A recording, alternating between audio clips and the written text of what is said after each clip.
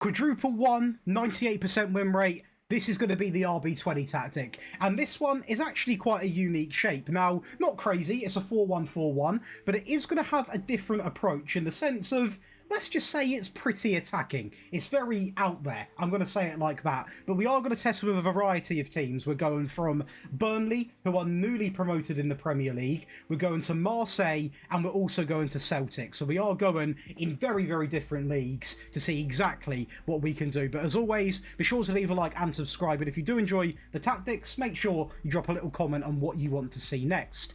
Let's get into it. So first up is going to be over to France, where you are going to see the quadruple winning season and the 98% win rate. And this is going to be a very strong season with Marseille, considering we are not the favourites in France at all. We are going to lift the Trophy de Champion 5-1 over PSG. The French Cup, we are going to win 6-1 over Lille. Two pretty tough finals in my opinion.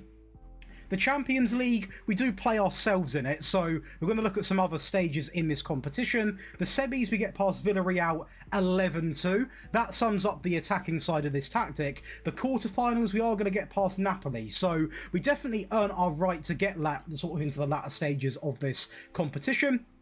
As we also beat Bayer Leverkusen 8-2. We're not afraid to thump teams when it's needed. And if you've been watching also the Celtic results, we cooked with Celtic. We really, really did. And obviously we actually, we ended up playing them in the final ourselves, and we did win. So we deserved to get to the final, and we did with two different teams. So that says a lot about how good this tactic already is. When we go to the French League, we can actually go and see we didn't actually drop a single game in terms of we got a point in every single game. We didn't lose a single game. 32 wins, 2 draws. We've got 4 players in the top goal scorers, the most clean sheets, the most assists. This Marseille team is very good, but it is not a PSG team. We are not favourites. Now, we did score 176 goals, had 6 shy of 1,000 shots in the league, fewer shots against, the most dribbles, the fewest conceded, and the most clean sheets. Possession, incredibly competitive as well. Joint top with PSG, so really taking it to them on every single stat line that is physically possible. And over a season, we returned 5.18 goals per game, half a goal conceded, an 88% pass completion, and just shy of 30 shots a game, with a team that is good, but it's not a powerhouse team. That is remarkable. And this French Cup final is a perfect example of what this tactic is about. We're not afraid to concede a goal. We don't actually concede first. As you can see there, a great bit of play coming in, a great cut-in, and a great finish indeed inside of 2 minutes. And we just carry on the momentum. This Nori guy is genuinely such a player in this game. And I don't know too much about him in real life, but in this game, I know what you get. And he is some player. And this French Cup final, Lille are a good team, but we are definitely the better team on paper. And I know we've got the better tactic because I know what this tactic can do. So I was incredibly confident going into the final, and we were just having a mixture of goals, to be honest. Some individual quality, some good link-up play, and it's what this formation offers, It's not a total footballing tactic by any means, but it has similar concepts in the fact of people get into different areas. You have good solo runs like that. You have good passing options, and you don't really know who's going to grab the next goal because there is so many people forward. I mean, look here, we're on the attack. You've got 1, 2, 3, 4, 5, 6, 7, 8 players on the attack. We commit a lot of men forward, and yes, you can sometimes get countered. That is a factor that has to come into play. But to be honest with you, not to the point where we suffered from it. We conceded the odd goal here or there, but because of how attacking you go, you always get more goals than the opposition, and it's something that very few teams actually countered us on. I mean, in the French league, no team can beat us, so it says a lot. If you're doing it over 34 games, it's quite hard to stop. This goal that we conceded here was mainly just an error. That's pretty much all that it was, to be fair. Nothing exactly great.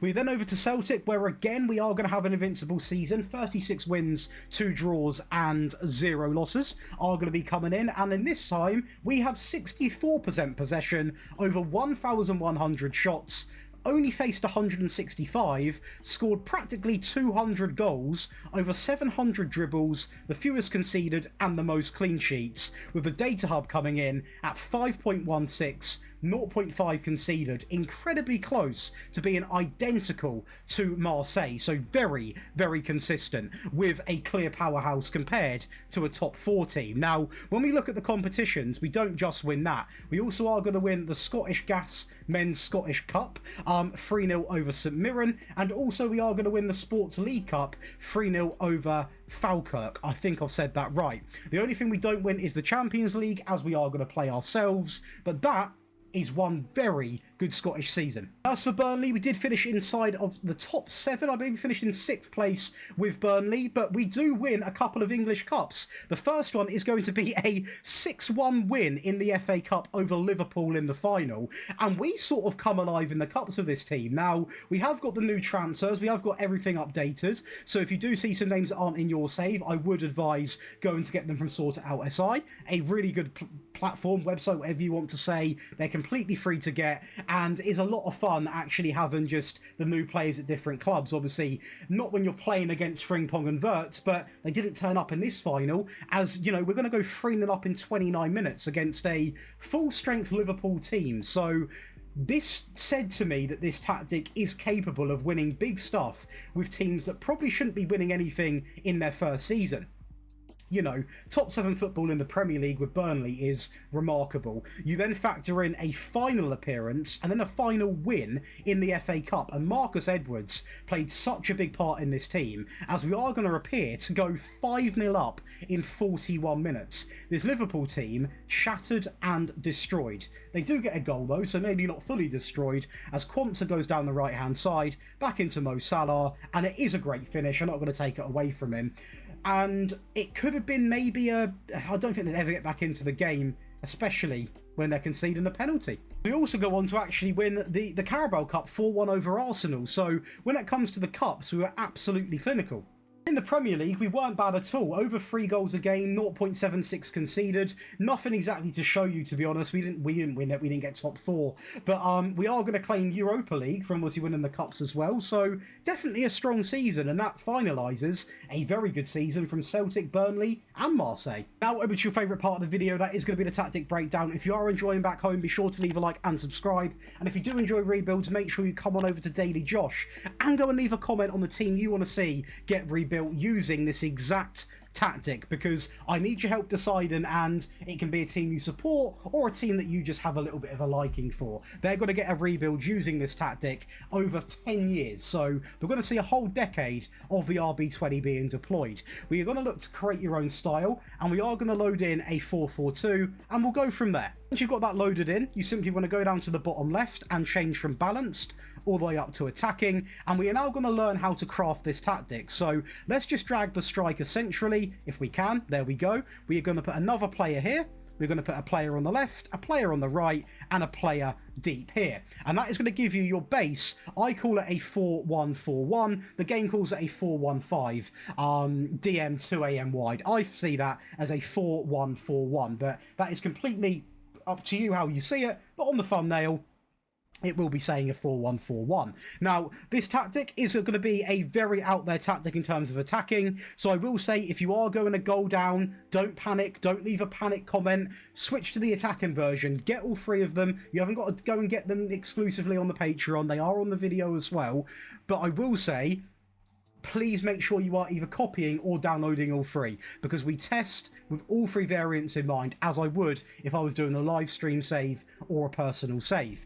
So let's go over and talk about the player roles. We are going to use a sweeper keeper, who is simply going to come in on defend and be told to simply tackle harder. So he will be quite aggressive. If there's a ball sort of coming over the top, he is going to come out and put a challenge in, and that's exactly the risk taken that I want to see. The fullback on the right is going to be on support, and he's simply going to be told to do 2 things: tackle harder and also mark tighter. I've really started to like this sort of combo together. At this stage of the game, sort of found out a bit late, to be honest. Mark tighter is actually a really good instruction to have on. Incredibly frustrating for people to play against. The fullback on the left hand side, is he the same? No, he is not. He is going to be a fullback set to attack with quite a fair few instructions, consisting of taking more risks, crossing from the byline, dribbling more, cutting inside with the ball, and also stay wider and tackle harder. So this is because typically my fullback, that side of the field, was a lot more sort of progressive and better. If you want to flip it, you have to flip the whole team, if that makes sense. So when the tactic is done, you would essentially just flip it in, flip it like a mirror. So the attack and fullback would be on the right, the support on the left, and you'd then swap both of the centre-backs, both of the AMs, both of the wingers, and obviously the DM and the advanced forward, or whatever roles they're going to be, would remain the same. But you can't just flip one role, the whole team has to be flipped. Going over to the centre-backs, we are going to have a nice mixture. On the right-hand side, we are going to use a libero on support. Love to use that role when I can, and he's going to be told to dribble more and also tackle harder. So again, make sure you have got a good progressive player who can actually play in that role really well. And to partner him, we are going to use a ball-playing defender who is simply going to be told to tackle harder and definitely not dribble more with the ball. Going up to the team, very, very important, this part of the pitch, and this player in the team plays a big part. He's going to be told to be a halfback. Now, this role, I'm going to say it as bluntly as I have to say it, if you don't have this role, the tactic will not work, at least a defensive one. The defensive side, sorry, not defensive one. The defensive side will not work because the libero is going to push up quite a fair bit. You'll see it all the time. Things might change in the attacking version. You will get to see that very shortly.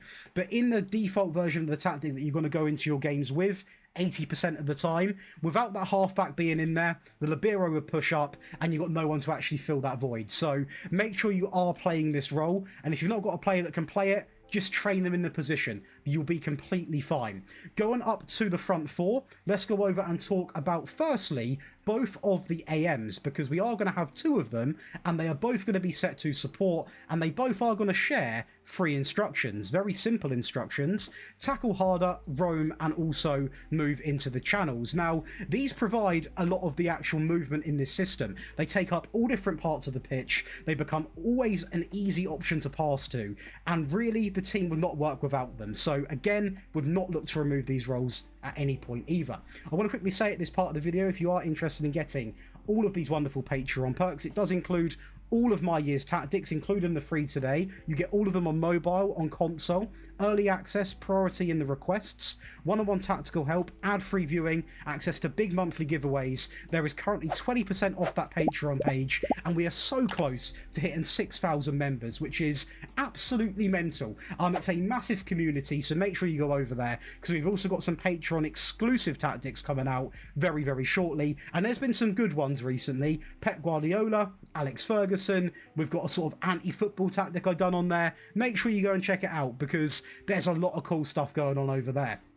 Going to the wide players, on the left-hand side, we are going to use an inside forward, simply on support, and he is going to be told to roam from the position alongside of sit narrow, tackle, and also mark position. He's on the left, so of course he will be marking the right-hand side. Speaking of right-hand side, we are going to use an inside forwards, but this time set to attack, and he is going to be told to roam alongside of sit narrow, tackle, and mark, as you can imagine, the left-hand side, because he is a right-hand player. And lastly, the advanced forward on take more risks and also tackle harder. Now, this tactic's a risk taker. It will concede a goal here or there, that's no secret, but what it offers is a perfect mix of attacking play, attacking play, good levels of possession, not bad at the back, but not like a Mourinho 5-back system. It does everything quite well, and it uses a mixture of roles. You know, you've got a libero in there, you've got a halfback. It's a very non-boring tactic. You know, there's loads of stuff going on, and it's the whole point of this RB series is using different shapes. Now, I know this might be considered a bit more of a popular shape nowadays, but it does use a mixture of roles. So let me know what you think, as we are going to go right now into the team instructions, where we go all the way down to narrow, pass into the space, focus down the left and the right. Low crosses are going to be used. Run at defence, a higher tempo, and a shorter passing directness. In transition, we are going to do the double up here, so counter press and counter. Play to the centre backs and simply roll the ball out.